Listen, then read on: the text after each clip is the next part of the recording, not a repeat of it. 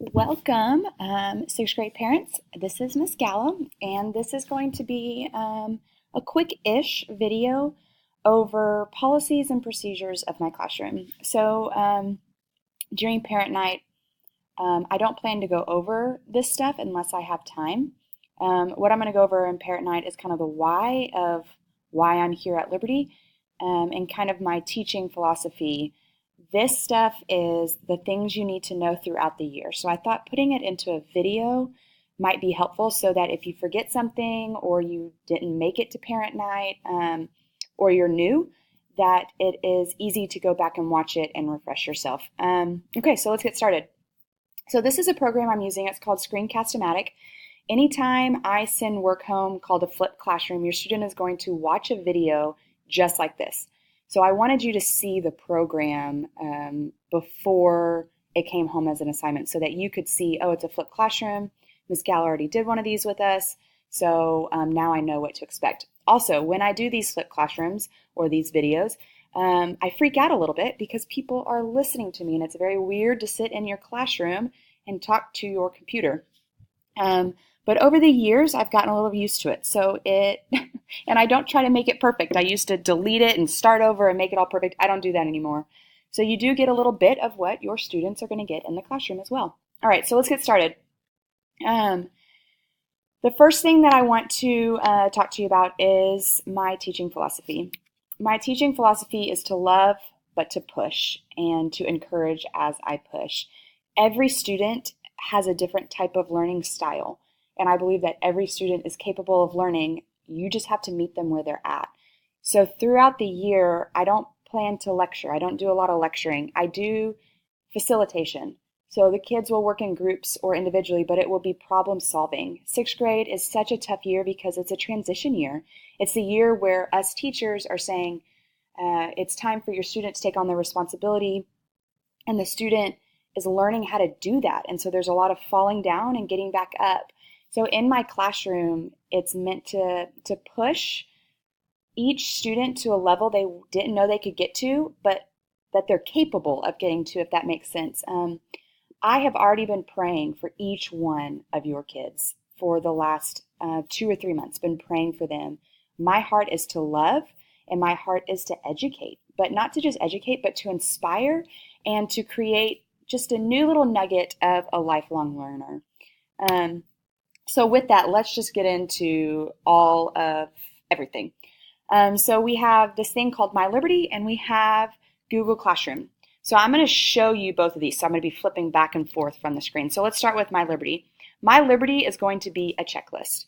You will not find any materials or papers to print out or anything to work from on My Liberty.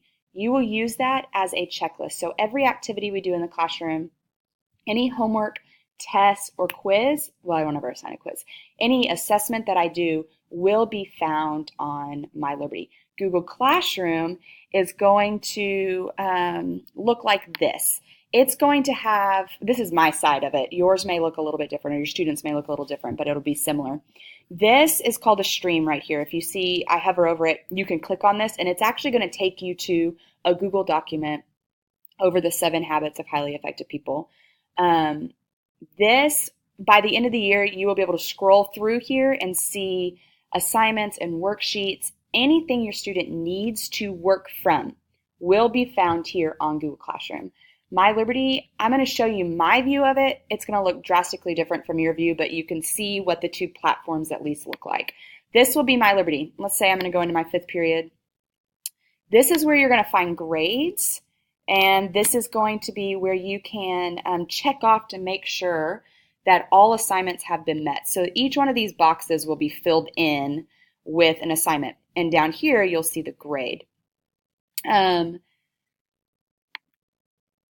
that right there will be your checklist to make sure that all assignments have been turned in. And when I say you make sure, I'm really saying as your child goes throughout the year, they're checking My Liberty to make sure that they have completed all assignments. Most of these assignments are going to be assigned in class, but there will be times when they will have homework, and it will also show up on My Liberty. Again, Google Classroom, a platform that they're working for.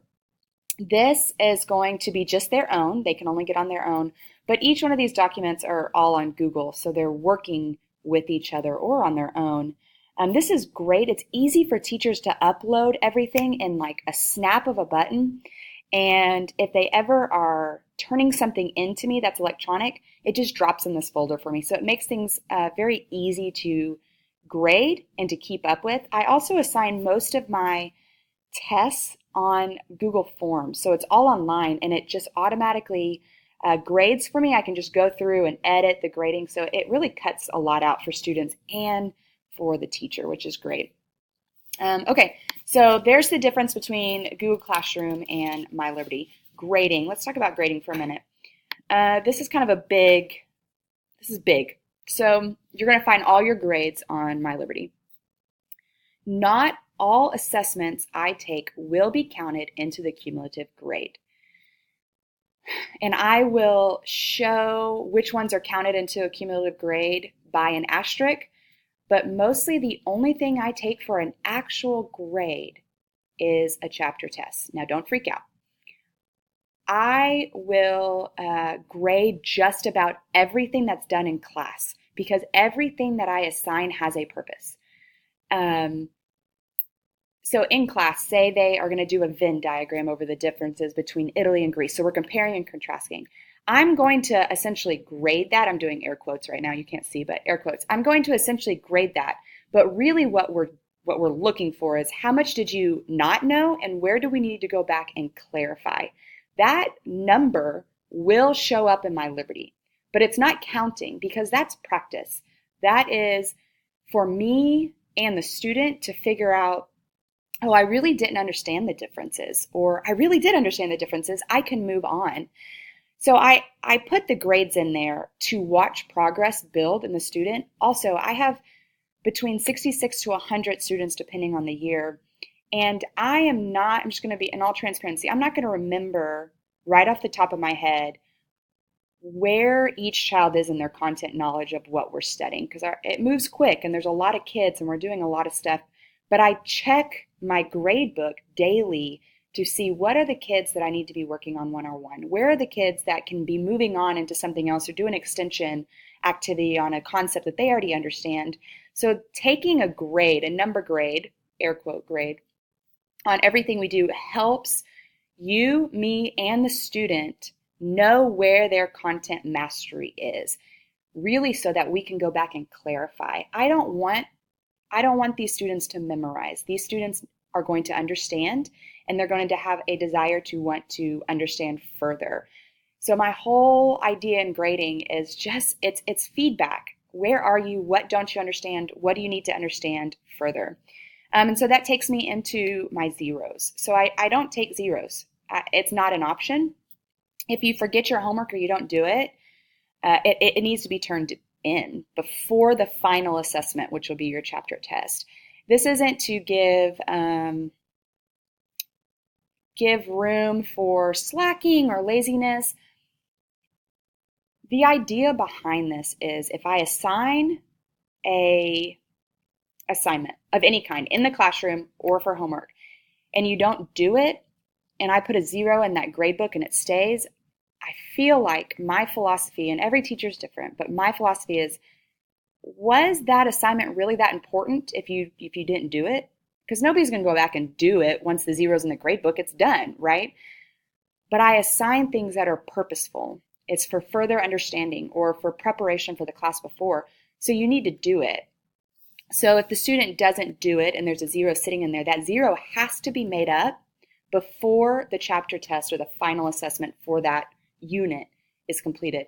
And that will probably mean, I'm going to see how this goes, they will have to show up for tutorial. I'll have a sign-in sheet, the whole shebang. So they will have to come and meet with me and we need to figure out why that 0 happened. And then from there, from what I have seen in the past, there's not a lot of 0s after that because they don't want to come meet with me during tutorial. They'd rather be reading or working on other homework that is pertinent for that time. So a lot of those 0s just naturally reconcile themselves. But 0s are not an option.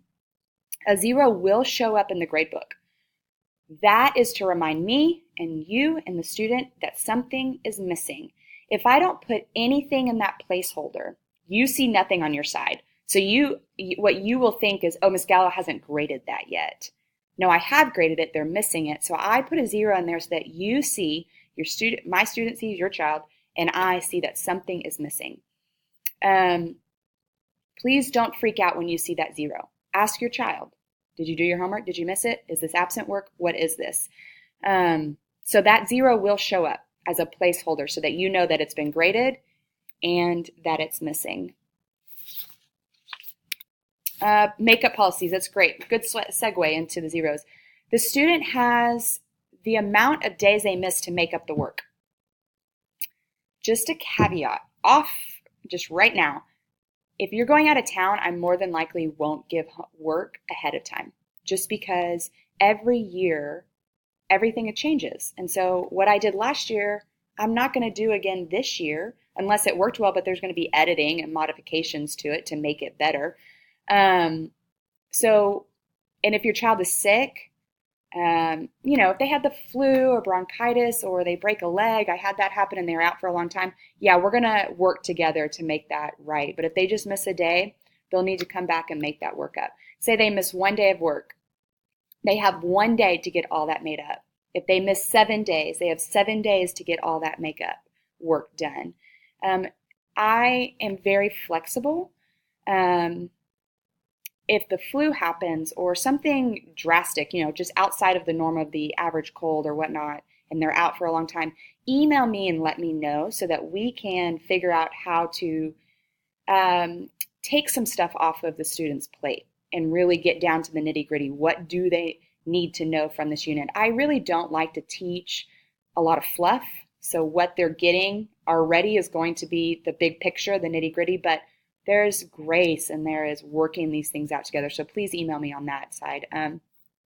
Any makeup work that's not turned in is going to be a 0. So if they missed an activity we did in class and I took a grade over that, or air quote grade, that's going to be a 0 in the grade book. Because it's again showing me that the assignment is missing. See here, I'm stuttering. I got a text on my phone and got distracted. So that 0, again, is a holding place. And I'm going to even put that in there for absent work or makeup work. And it's not a punishment. It's just so that we all can see what's going on. Because on your side, again, it's going to be blank. So it's going to look like, oh, Ms. Gallo just didn't grade this assignment yet. And again, no, I have. It just wasn't turned in. So it helps all of us just stay on the same page. Communication. I want to hear from your student. This is kind of contrary to my last statement. Email me if there's extenuating circumstances. But if a student is confused about why did I get a 0 on this? I turned it in, and or I forgot what the homework was for this week, or what day are we on because we're on AB. All that stuff, I want to hear from your student. I want them to email me, Ms. Gallo, I'm seeing in my Liberty that there's a 0 on assignment over Italy. Can we talk about this tomorrow after class? I would love to hear from your student. That's what's really about 6th grade, is getting these kids to take a little bit more responsibility on themselves. I will not respond to emails after 4 p.m. I will get back to you the following day, though, or by the end of the following day. I think for the most part, this is everything I want to really show you guys. I love your students are ready. The Lord has created me to be a teacher, and I cannot wait for this year to get started. I love to learn myself, so I'm always learning new things and reading different articles, and I cannot wait to put that stuff into practice and to just love and serve you and the students. Please email me if you have any questions about anything I mentioned on here, or if I didn't cover something. I would love to hear what I didn't cover so that I can add it to next year's. But yeah, so if you need anything, email me. I look forward to seeing everybody at Parent Night. Love y'all.